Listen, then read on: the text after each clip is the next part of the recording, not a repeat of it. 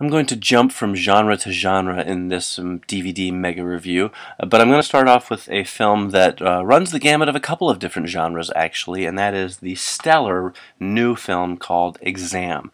Now, this movie is a little bit sci-fi, a little bit suspense, a little bit thriller, a little bit character study, a little bit drama, and a little bit one-act play.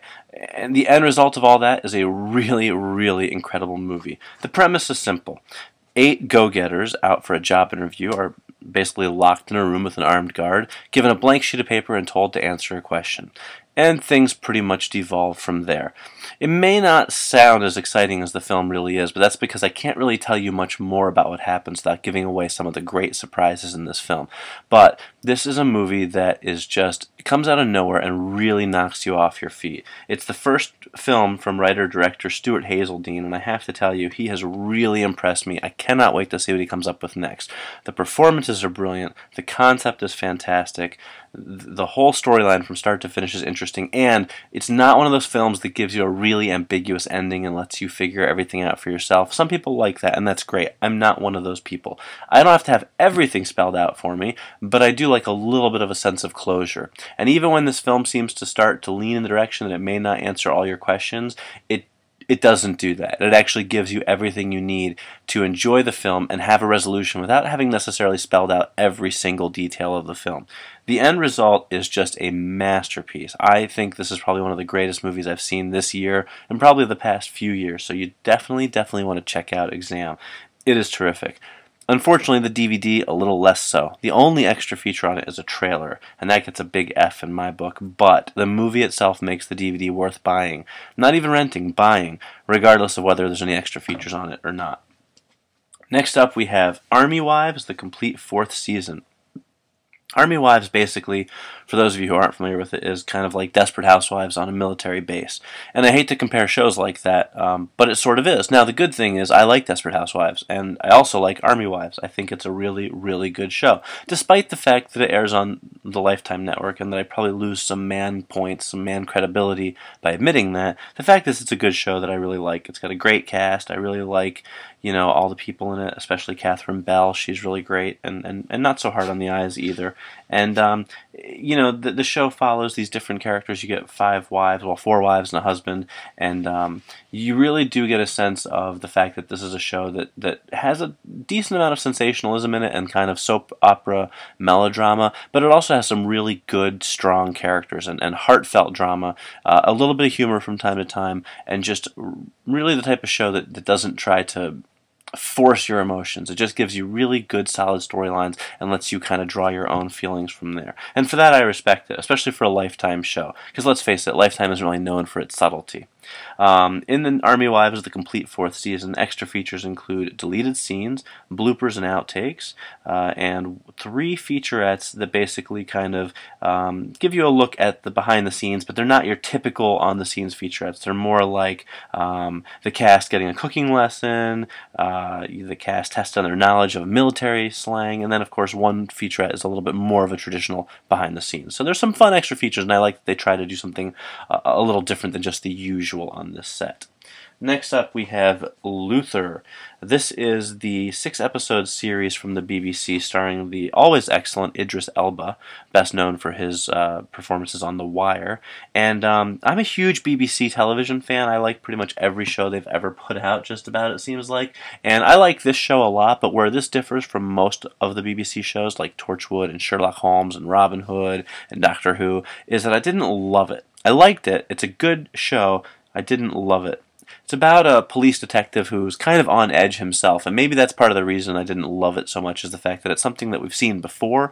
It's a well-crafted show with a terrific cast, sharply written scripts, good mysteries, and overall it's very easy to watch and very entertaining. It is a good show, so when I say I didn't love it, don't be fooled into thinking it's not worth watching. It is. It's just not the kind of show that I'm necessarily going to rave about the same way I do so many other BBC shows.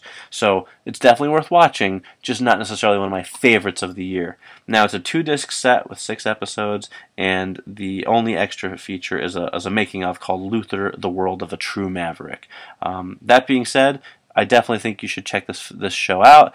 Just don't necessarily expect to be blown away, but expect to be pleasantly entertained by a fairly intense show. Next up, also from the BBC, we have two John Lennon releases. Actually, only one of them is from the BBC. The other one is actually from New Video.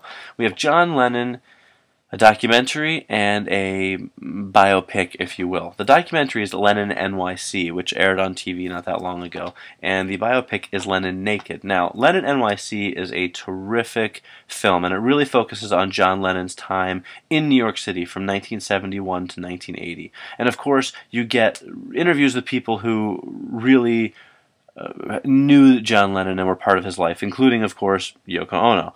Also Elton John and Jack Douglas and John Keltner, Bob Gruen, a number of people, recognizable faces and not so recognizable faces. And it's a really good, solid documentary. At almost 2 hours, the time actually goes by pretty quickly. Most documentaries, to me, tend to wear a bit after the first hour or so, not because I don't like documentaries, I just think a lot of them are poorly edited. LennonNYC does not have that problem. It's interesting from start to finish, and while it seems like they've pretty much made every documentary they possibly can about the Beatles, apparently that is not correct. Next up, we have Lennon Naked from the BBC, and this is kind of a biopic, and it covers an earlier period of John Lennon's life, and that's from 64 to 71, and it kind of looks at the end of the Beatles and Lennon's sort of transformation from this kind of poppy, carefree Beatle into the sort of more dark, tortured soul that he eventually became. And it's really anchored by this terrific performance by Christopher Eccleston, who, of course, is best known from playing the Doctor in the first series of the new Doctor Who series. And it's really an interesting film. It's not the greatest film ever, and like any biopic, of course, there's some cliches and some stuff that kind of, you know, is a little bit expected. There's some character beats that sort of don't necessarily ring as true as they could, but overall it's very interesting, very enjoyable to watch, and again, really features some great performances. This one's a little shorter, it's only an hour and 21 minutes, and so for that, it really does kind of fly by, and it's actually quite enjoyable from start to finish. Next up, we have Cairo Time, starring Patricia Clarkson and Alexander Siddig. Now, the main reason I wanted to watch this film is because I'm actually a fan of Alexander Siddig, who played Dr. Bashir on Star Trek Deep Space Nine. Now, yes, I'm a bit of a Trekkie, but the fact is I've always found him to be one of the better actors to come out of Star Trek, and I've seen him in a lot of things post-Trek, and I've always really enjoyed his performances. Now, this film is sort of a romance. It's set in Egypt, and it's not exactly a thrill-a-minute type of movie, but it is a nice, quiet character piece, a nice, quiet romance, and it really does have some great performances. Siddig is fantastic, as always. Patricia Clarkson is really good in here, and it's kind of just... It's just a nice romance. I mean, it's not really my type of film in that respect, but for people who do like just sort of a good, solid romantic drama, I think this one will really fit the bill. You know, it's soft-spoken, and it's quiet, and has some really nice emotionally charged moments. It's not melodramatic, it's not weepy, but it has some good, solid emotion behind it. And I think people who like this kind of film will definitely enjoy this movie.